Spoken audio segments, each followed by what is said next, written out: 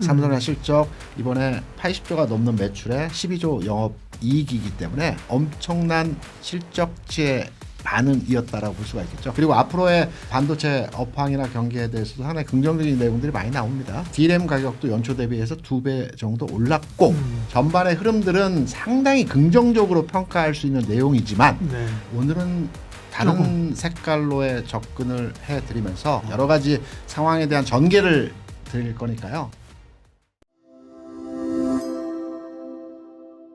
안녕하세요. 예민수의 경제 토크 시작합니다. 오늘은 KR 리서치 김대준 대표님 오셨는데요. 반도체 질주는 어디까지 이어질 것인지 말씀 나누겠습니다. 어서 오십시오.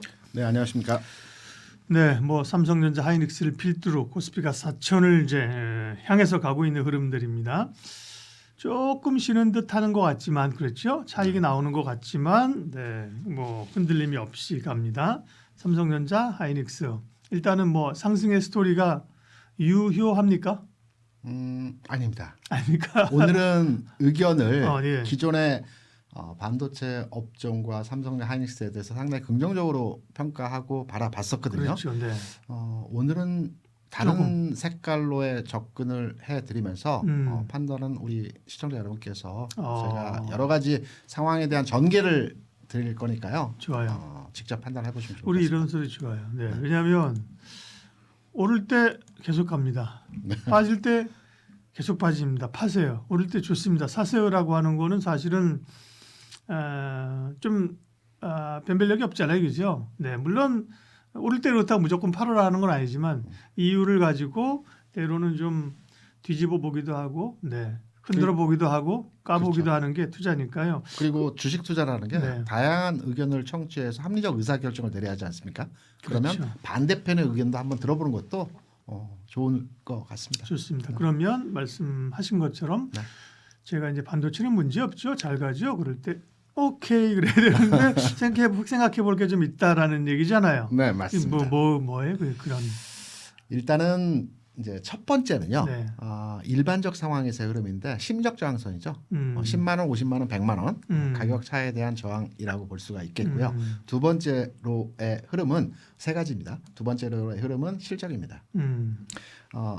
실적 굉장히 좋았어요. 삼성의 실적 이번에 80조가 넘는 매출에 12조 영업이익이기 때문에 최근 6조, 4조 6천억, 12조 엄청난 실적치의 반응이었다라고 볼 수가 있겠죠. 네. 그리고 앞으로의 반도체 업황이나 경기에 대해서도 상당히 긍정적인 내용들이 많이 나옵니다. 지난 시간에 제가 말씀드렸던 부분이었지만 지금 웨이퍼 공급량이 평소에 100만 주에서 190만 주로 증가했고 그다음에 보유 기간에 대한 재고량도 지금 뭐 6주, 5주 이렇게 점점 줄어들고 있는 상황이고 네. 반도체 DRAM 가격도 연초 대비해서 2배 정도 올랐고 뭐 이런 전반의 흐름들은 상당히 긍정적으로 평가할 수 있는 내용이지만 네. 지금까지의 주가에 대해서 어느 정도 이 부분이 평가로에 녹아 있다라고 생각을 하고 있고요.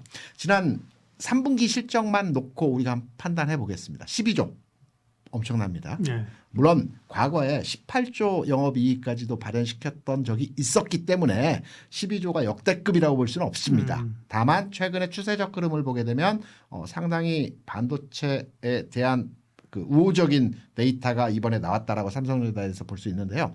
몇 가지 들여다볼 게 뭐냐면 이번 3분기 실적에 대한 부분들은 관세 영향으로 인해서 밀어내기 수출 영향도가 어느 정도 있다라고 판단이 되는 부분도 있어요. 네. 4월에 관세 협정을 시작을 해서 계속 할 거다 하면서 8월부터 15% 관세부터 추진했거든요. 그래서 7월, 8월, 9월에 좀 밀어내기식의 수출이 진행되었기 때문에 여기에 대한 수출 증가세가 지난 2분기 대비해서 크게 증가 흐름을 보여줬다라고도 판단이 되고 있고요. 네. 그리고 세 번째로의 진행에 대한 삼성전자, 하이닉스, 반도체에 대한 전반의 흐름들의 지금 시점은 단기적으로 고점 라인에 들어왔다는 부분은 일단 글로벌리 자금시장, 통화시장의 흐름입니다. 이게 무슨 얘기냐면 일본에서 이번에 새로운 총리가 선임됐지 않습니까? 네. 여기에서 첫 번째로의 정책을 얘기한 게 제2의 아베노믹스라고 얘기를 했습니다. 통화량을 풀겠다, 그죠? 돈을 풀겠다. 한다는 거죠, 그렇죠? 이 내용 굉장히 중요한 내용이고 잘 들여다 봐야 될 게 뭐냐면 삼성전자하고 무슨 상관이 있을까요? 외국인 투자자들과 연관이 있죠. 일본이 과거에도 돈을 풀겠다라고 하는 정책을 추진한 적이 있었어요. 이때가 언제냐면 2023년 초반부에 일본 중앙은행 총재 우에다 총재가 그 선임될 때였거든요. 네. 기존에는 일본의 구로다 총재라고 하는 한 10년 넘게 장기 집권을 했던 일본의 총재가 일본의 정책은 초저물가 초저금리라는 정책으로 추진했기 때문에 물가와 금리가 안정됐었거든요. 그래서 캔콜라나 가격이 20년 전에도 1,000원, 지금도 1,000원이었던 겁니다. 그런데 우에다 총재가 진입하면서 경기 활성화 측면에서 금리 상승에 대한 용인을 하겠다라고 해서 그 당시에 130엔이었던 엔화가 160엔까지 물론 시간을 상당 기간을 1년여 이상의 시간을 두고 진행이 되었지만 엔저 현상의 가속화였습니다.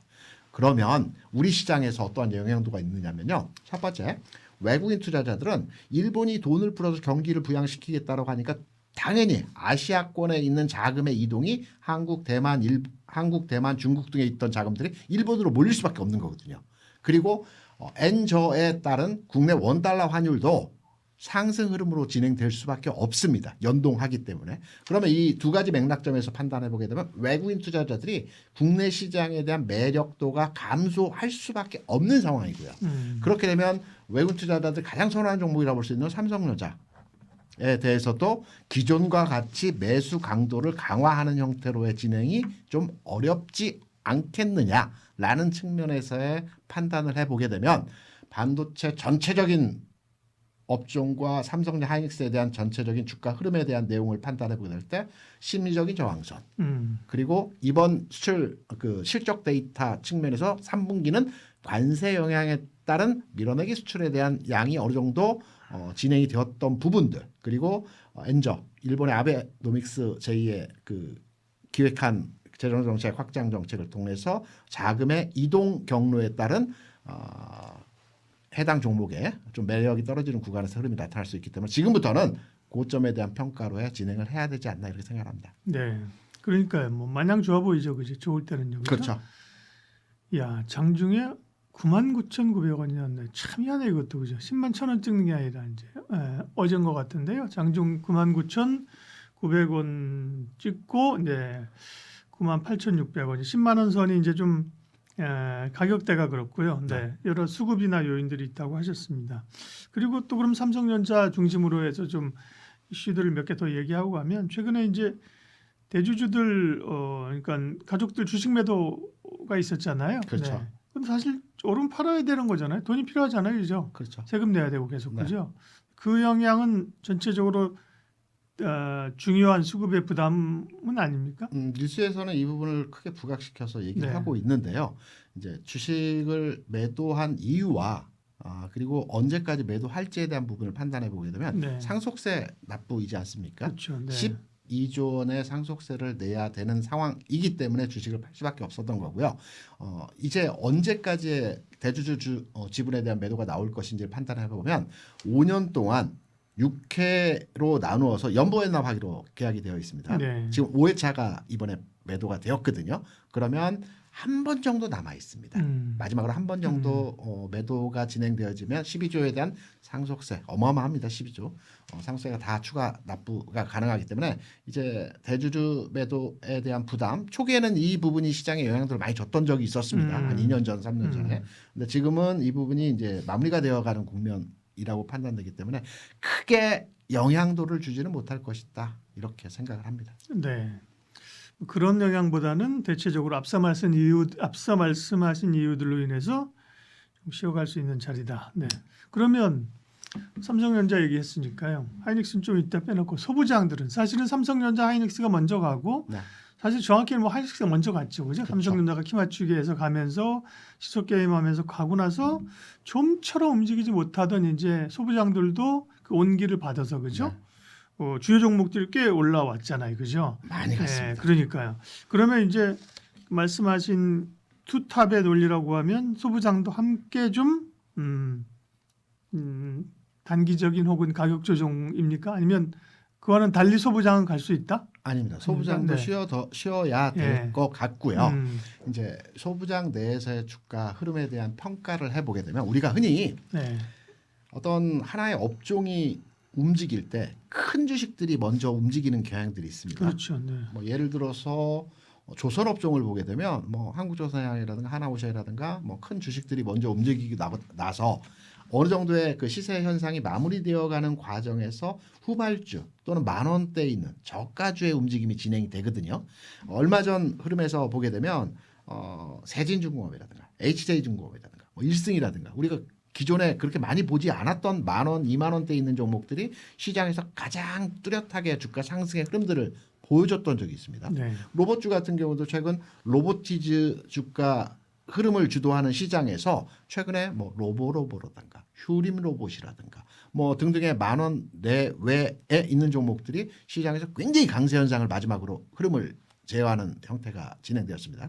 그럼 반도체 소부장을 한번 들여다보겠습니다.